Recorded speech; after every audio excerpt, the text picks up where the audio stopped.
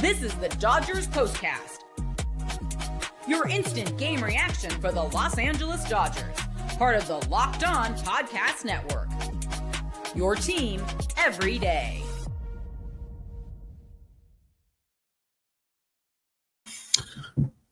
Good evening and welcome to the Locked On Dodgers Postcast on the Locked On Dodgers YouTube channel, a place to hang out when every game is done.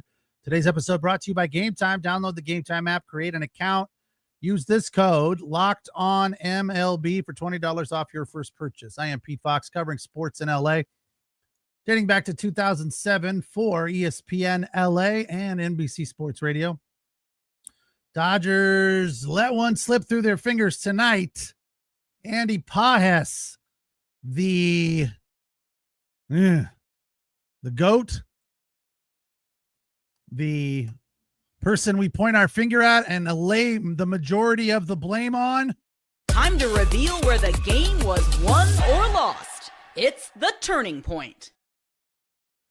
Look, by no means do the Dodgers win if he makes that catch, but they lost because he dropped it. And it was a tough play. For those of you just listening that weren't watching, EMMETT SHEEHAN was locked in a battle with Spencer Strider, or whatever his name is, Spencer Steer. 10 pitch at bat, 11 pitches when it was all said and done. But on the 10th pitch, Strider fouled one down the line right up against the wall, reminiscent of Chicago, whatever year that was. That I'm forgetting all the names of those guys that were involved in that famous play at Wrigley Field with the fan that interfered, but it was reminiscent of that. Fortunately, in this particular situation, the fan stayed out of it, kept his hands back, gave Pahes all the room that he needed, which wasn't a lot, but there was enough room there for him to catch the ball. For some reason, Pahes jumped. I think it was to get above the wall. As it turns out, he didn't need to do that. Because he jumped, it kind of threw off his alignment a little bit, and the ball hit off the heel of his glove, and he dropped it. The next play, Steer blasts one deep to center field, where James Outman nearly robbed a home run from him. He did save the home run because it was going over the fence. It would have been a grand slam as the bases were loaded. Outman was able to get his glove on it and bring it back into play, but 2 runs scored. And another one followed on a single to right from Benson, who had 2 RBI on the day. Steer with another couple. De La Cruz had one as the Reds salvage one here in this 3-game set. 5-2 the final today. Unfortunate to say the least. You know, it's hard to get all over Pahes. I think we do enough of that. His defense is, Steve Bartman, thank you. His defense is suspect at times, but he has a very good arm and does make some good plays.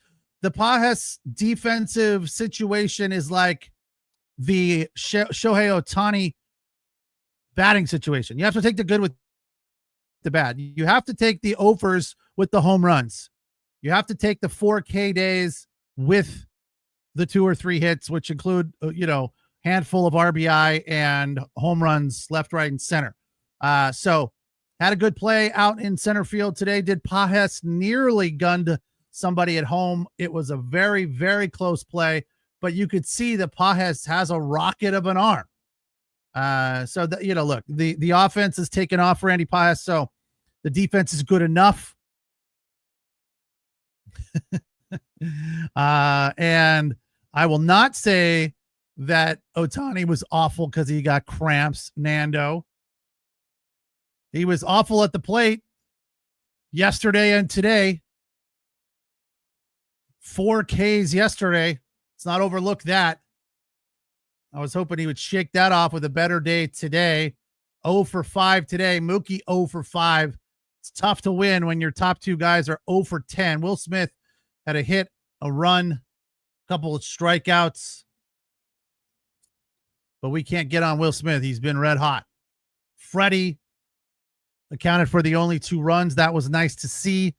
444 with runners on scoring position for Freddie over, is it the last month? Yeah, this month. 444 in the 8th inning, a 1-out double from Will Smith. Freddie then came up, walked, check swing, got a good call. I feel like the Dodgers get the benefit of the doubt with the check swing more often than the opponent. That worked out there for the Dodgers, and then Freddie Freeman, who got on base. Teo then singled to load the bases.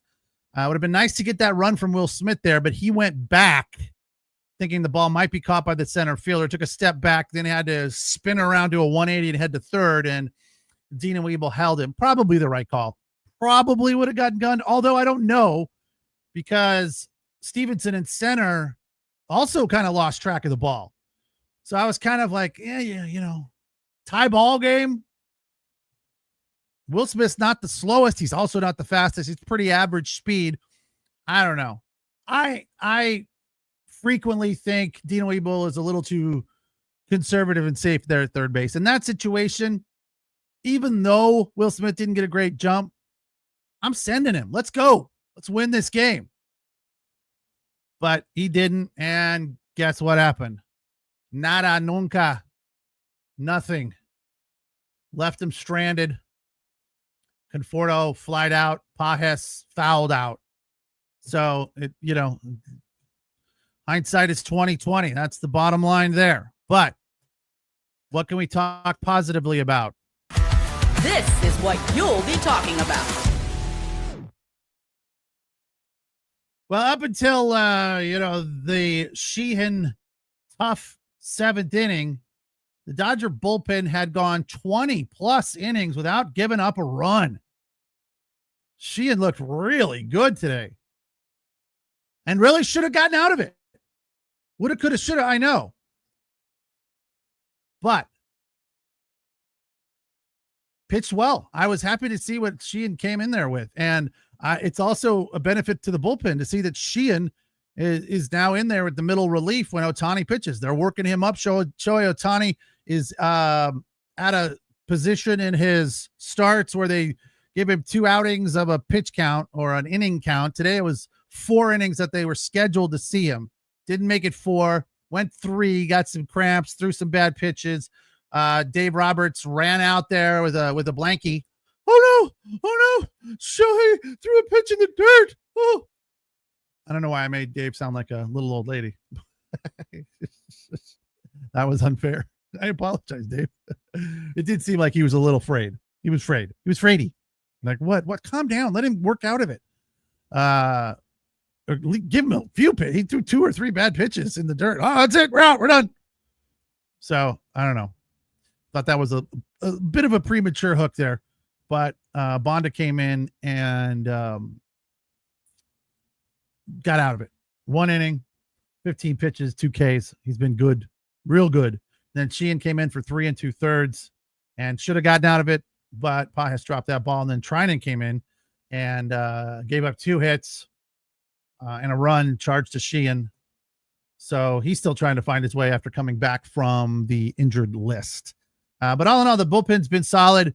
The offense started to come around, but I feel like the Dodgers just need to lay one on somebody and just kind of stretch their legs and, get a dominant win. Now they've had some comfortable wins in this series.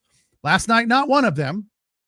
A late inning come from behind win last night, but 5-2 in the opener. That was pretty comfortable. But we've seen some big ones from the Dodgers, but not in a while. There hasn't been a blowout route in a month of Sundays.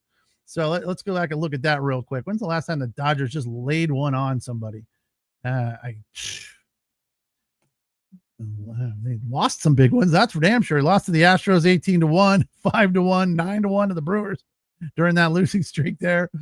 6-1, they beat the White Sox. Okay, that's not saying much. So I feel like that's where we are right now with this team. They just got to open up a can on somebody, put some more distance between them and the Padres. We'll talk about the standings after the break. And we'll get into a little bit more of Shohei's outing, which was cut a little short, but still pretty solid. It's a Locked On Dodgers postcast on the Locked On Dodgers YouTube channel. Ronald agrees with me here. Yes, we're due for a 15-1 smackdown or similar. I don't know if that's going to be in the cards against the Rays. They're a good team, but we'll look at that as well. The Locked On Dodgers postcast is on the Locked On Dodgers YouTube channel. That's where you find the Locked On Dodgers podcast Monday through Friday with Travis Rogers, getting in depth with what's going on in the Dodger universe. We break it down here right after the game, instant reaction on the Locked On Dodgers postcast. We'll take the break, come back, and wrap it up and talk about Shohei and a little bit more about whatever else I just teased you with. I can't even remember. Today's episode of the Locked On Dodgers postcast is brought to you by Gametime, not 5 Hour Energy. Well, 5 Hour Energy as well, but I have to talk about Gametime first. We've all been there, logging on early and waiting forever for concert tickets to go on sale, only to lose your spot for a show you've been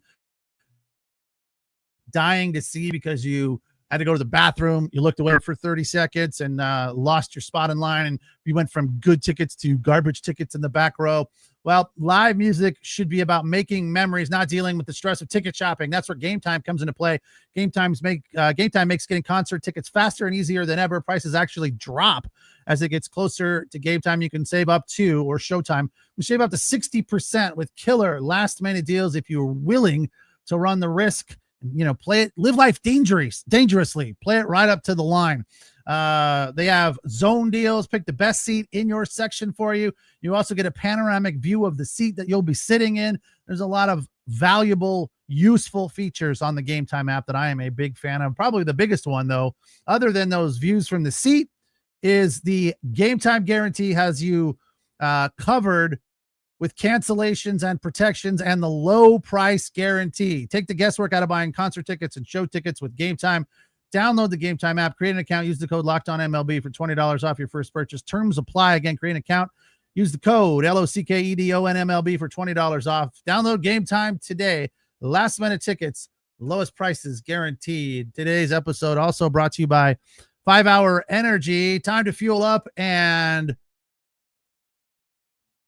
turn it up with 5 Hour Energy Transfusion. It brings the bold grape, ginger, and lime flavor of your favorite golf drink, minus the alcohol, into a quick, energizing shot. I recently saw a Instagram post about this grape, ginger, lime thing, and I am intrigued, to say the least. So I am also now intrigued about the 5 Hour Energy. Whether you're sinking birdies or just making memories with a friend, this one's a hole-in-one for your energy game. Let's be honest, some days on the course or off it, you just need an extra boost to stay sharp and energized. This happens to me on the golf course on a fairly regular basis. I'll go out and play well for like 13, 14 holes, and then I just start to run out of gas, and it becomes like whatever, and I stop worrying about where the ball is going, stop focusing on fairways, stop trying to hit greens. I'm just hitting the ball. So 5 Hour Energy is definitely something that could benefit me on the course. So if you are like me and you need some 5 Hour Energy, head to their website, 5hourenergy.com, with the number hourenergy.com today. It's the number 5hourenergy.com. You can use the code LOCKEDONGOLF to receive 20% off your order. This offer is only valid until September 30th on one order and cannot be used with other promotions. The code is not good on subscription orders, whether you're meeting up with friends or trying to turn 18 holes into 36. Now that's bold. Get the energizing boost you need to power through. Order transfusion flavored 5 Hour Energy shots today.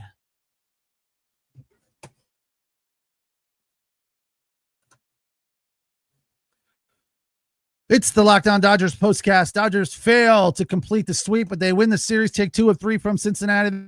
They got 3 more against the Reds. End of August, that'll be in LA. So they can win the season series, which is not something they have done against the Reds in the last 2 years. So good series all in all today. Just didn't end well. A couple of bad breaks. But as far as Shohei's start, gave up a leadoff double to Gavin Lux. Gave up 2 runs on 5 hits, struck out 4, 51 pitches. So it's not the dominance that we're hoping for and looking for from Shohei Ohtani on the mound, but it's getting there. It's a little bit more solid, and it's definitely competent. I don't know how to describe Shohei's outings because it just feels like a tease, right? It's like, all right, we get 3 innings. You can't get too excited about these opener outings from Shohei when they've got him on a schedule. So, I guess if he went out and was just hitless and scoreless for 4, we'd be like, yeah, now that is dominant. So it wasn't terrible. Also wasn't great. It gave the Dodgers an opportunity to win this game. It kept them in it. Freddie's home run tied it at 2. I thought Shohei looked good, but the cramps set him aside, got him off base, off track, and then he was pulled quickly. Toot sweet. Rapido. They got him out of there in a hurry. I said the same thing about, what did I say this about? I can't remember. Who were they? Somebody was, the Clippers and Kawhi Leonard, getting him back into the game. They were so cautious about it, and it ended up working out okay. And I feel like the Dodgers they're going through a process that they have set forth, and that's fine. It's working out. I feel like Shohei is effective on the mound for the Dodgers, and the bullpen's been so good of late that, we've got some middle relief guys like Sheehan, like Robo. Kasperius has been good in, extended roles in the bullpen. So it all is working out off defensively on the mound. We have, less than, 24 hours? The deadline is tomorrow at some point. There hasn't been a lot of rumbling as to what the Dodgers are going to do. As we've talked about here and discussed and speculated, the likely scenario is a bullpen arm if they make a deal. But I haven't heard much of anything. There hasn't been a rumbling anywhere as to what the Dodgers are talking about. But the story has been all over the place about Andrew Friedman not wanting to break his one cardinal rule of trade deadline deals, and that is not to overpay. So they're saying that if a deal is to be made for the Dodgers, Friedman would probably have to overpay for somebody. So we'll see. Also nice to see Alex Freeland make his debut for the Dodgers at third base today after Tommy Edman was scheduled off for a couple of days. Had a good outing yesterday, a good day at the plate for Tommy Edman, but was scheduled off today. Freeland will be in there for, I guess, the next few days. His first major league hit, 1 for 2. Miggy Rojas, 1 for 4. Conforto, another base hit. Pahes, Hernandez, Freeman, all had hits. Will Smith a hit. And as we mentioned, Mookie and Ohtani 0 for at the top of the lineup.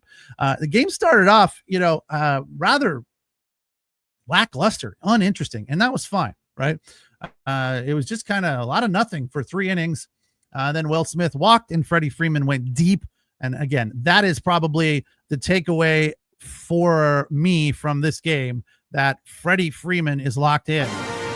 This is the Locked On Player of the Game.